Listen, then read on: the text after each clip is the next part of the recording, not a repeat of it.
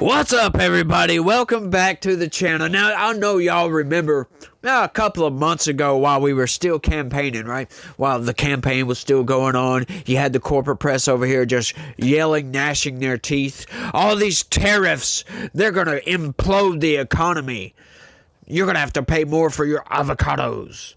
And I'm over here like, yeah, it's only on imports, but anyway, that's not what the tariffs are really about. It's a negotiating tactic. Well, hello. Check this out, y'all. Trump agrees to pause tariffs on Canada and Mexico after they pledge to boost border enforcement. This is what the president is supposed to do.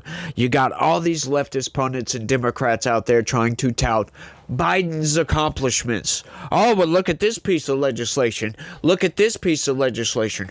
The CHIPS Act, y'all. The American Rescue Plan. The Inflation Explosion Act. Reduction Act.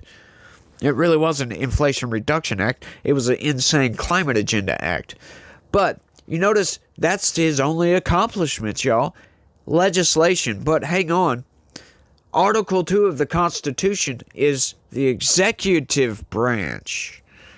Hang on. That sounds very different than Article 1 of the Constitution, that is the legislative branch. I can't stand that argument. I like every time I hear somebody debating this, I want to just jump through my phone and, wring their neck, or at least jump through the phone and be like, hey, what are you talking about over here? The President of the United States is not a legislator. This is not an accomplishment for Joe Biden. He nor his staff wrote any of that legislation.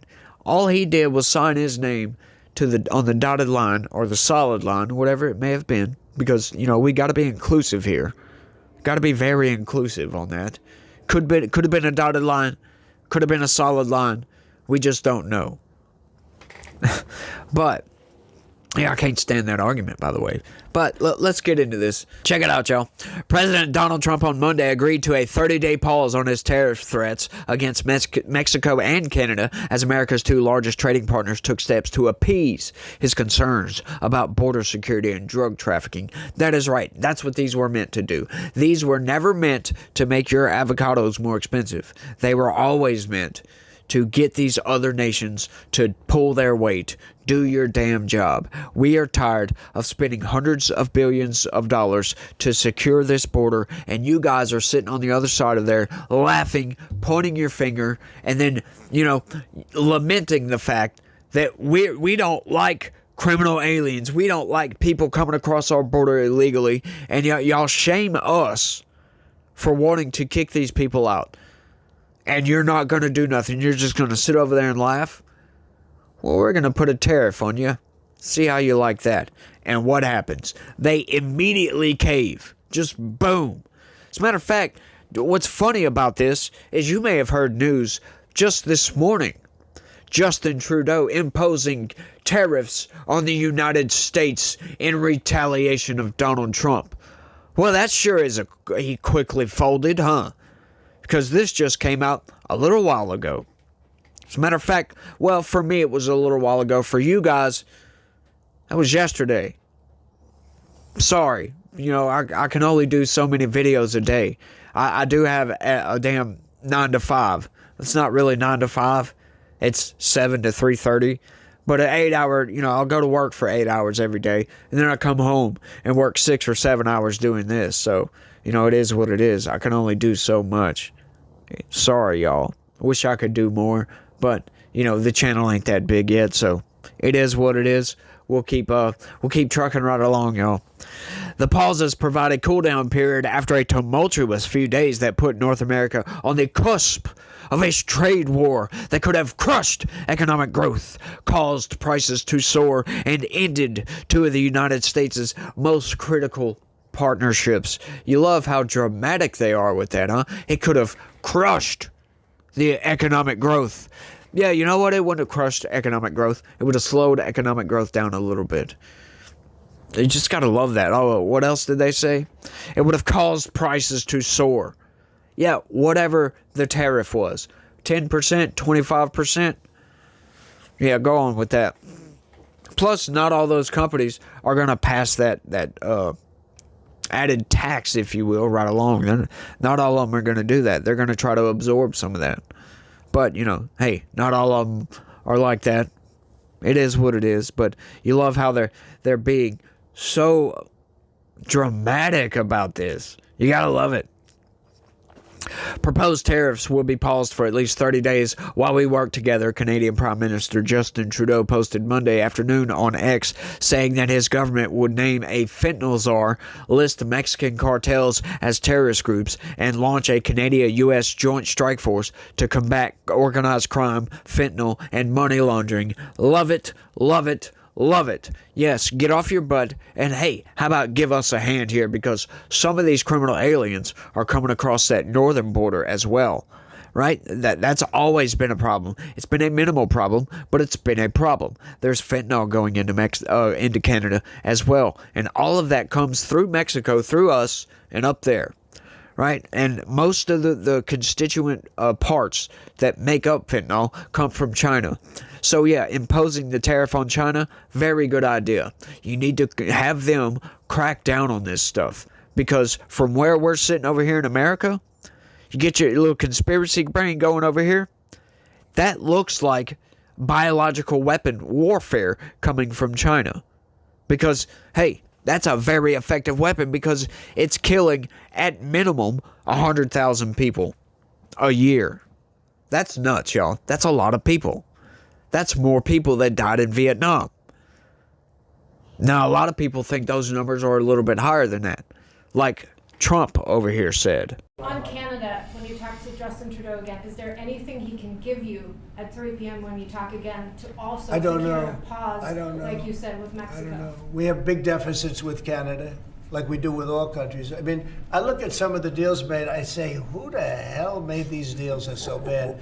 But with Canada, I have a talk with him, and you maybe know or maybe not. We're going to meet again or talk again at 3 o'clock, right after my next meeting.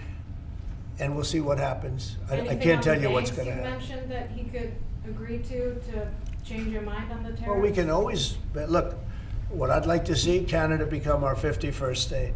We give them protection, military protection. We don't need them to build our cars. I'd rather see Detroit or South Carolina or any one of our, Tennessee, any one of our states build the cars. They could do it very easily. We don't need them for the cars. We don't need them for lumber.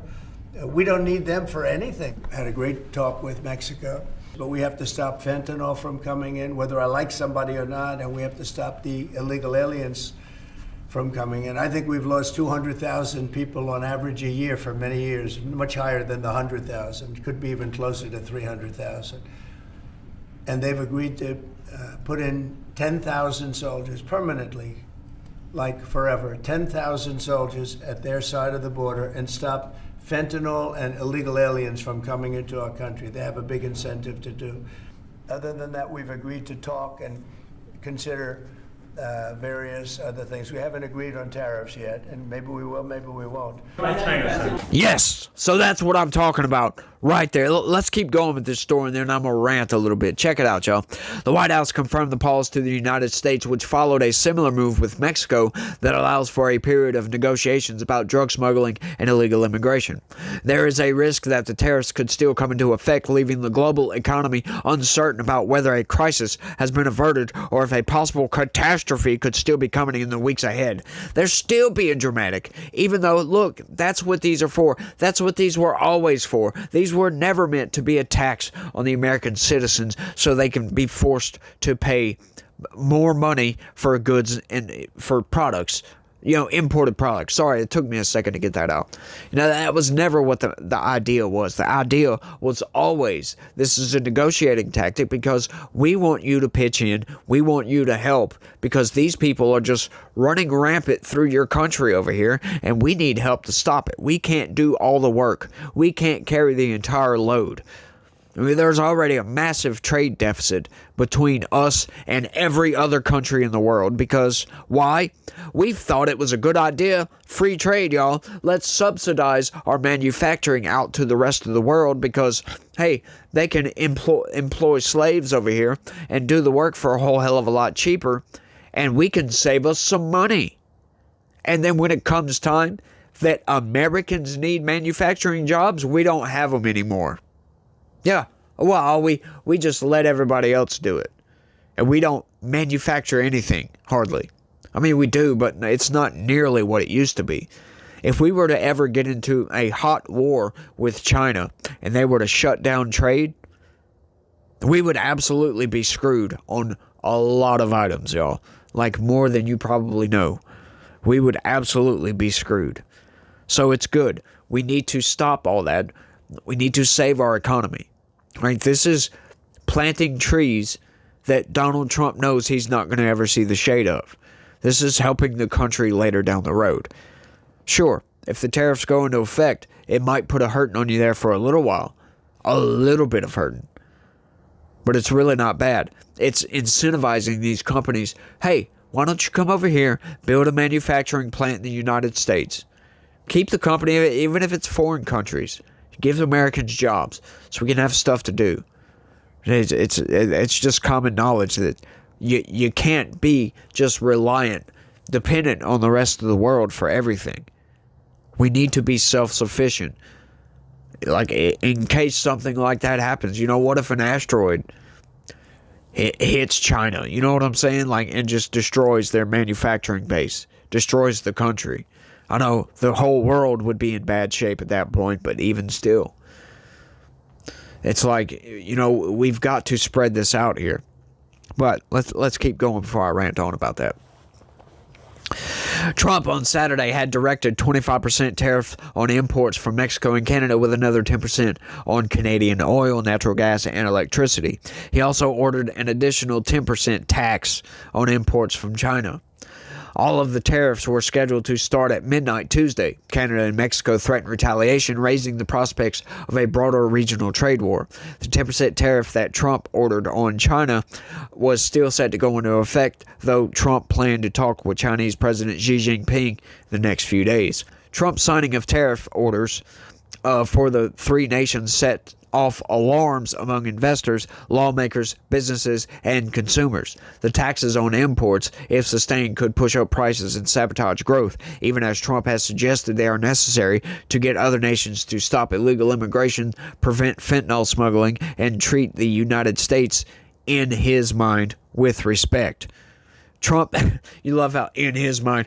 Yeah, we have massive trade deficits with these countries, and we get tariffed on anything that we do manufacture and happen to ship out, but we don't tariff those companies. There's not equalization going on here. Like, what happened to you guys talking about equity and all this other nonsense? Yeah, shut your mouth. That's what I say. Trump and Mexican President Claudia Sheinbaum announced the month-long pause on increased tariffs against one another after what Trump described on social media as a very friendly conversation, and he said he looked forward to the upcoming talks. I look forward to participating in those negotiations with President Sheinbaum as we attempt to achieve a deal between our two countries, the president said on social media. Trump said the talks would be headed by Secretary of State Marco Rubio, Secretary of the Treasury Scott Bessent, Secretary of Commerce nominee Howard Lutnick, and high-level representatives of Mexico. Sheinbaum said she was reinforcing the border with 10,000 members of her country's National Guard, and that the U.S. government would commit to work with stop the trafficking of high-powered weapons to Mexico.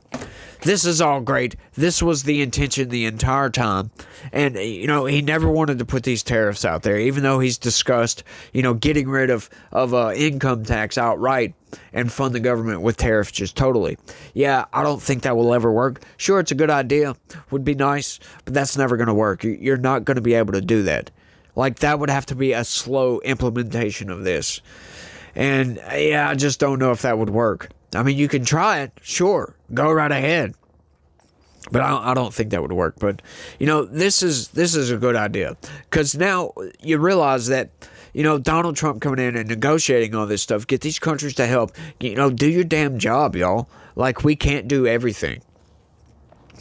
And we're going to put ourselves in a position of power to where we can hold power over your head. We don't want this trade war. They don't want this trade war. But look, You need to do your damn job. It's cheaper for them to comply with Donald Trump's requests, in other words, than it would be to get into a trade war with the United States. That's what they got to look at. It's cost-benefit analysis over here. You got to look and see what the cost would be, what's the benefit, blah, blah, blah, blah, blah. And, it's not going to cost nearly as much. Once again, like I said, it could cause some slowing of economic growth, and countries don't like that. They don't like that whatsoever because that's going to make them look bad. And if they look bad, if the economy slows down, they're not going to be able to stay in power. And a lot of these people, they love to cling to that power. They get that little taste of power and they don't want to let it go. Hey, that's human nature, if you will. But I think I've rambled on for long enough on this one, y'all. I want y'all to let me know what y'all think about all this down in the comments section. Do you love it? Do you hate it? Do you think Trump's an evil orange man? Do you think he's doing a good job? Let me know what you think. That's all I got on this one. I want to thank everybody for watching. And y'all try to have a good day. Stay legitical. Peace.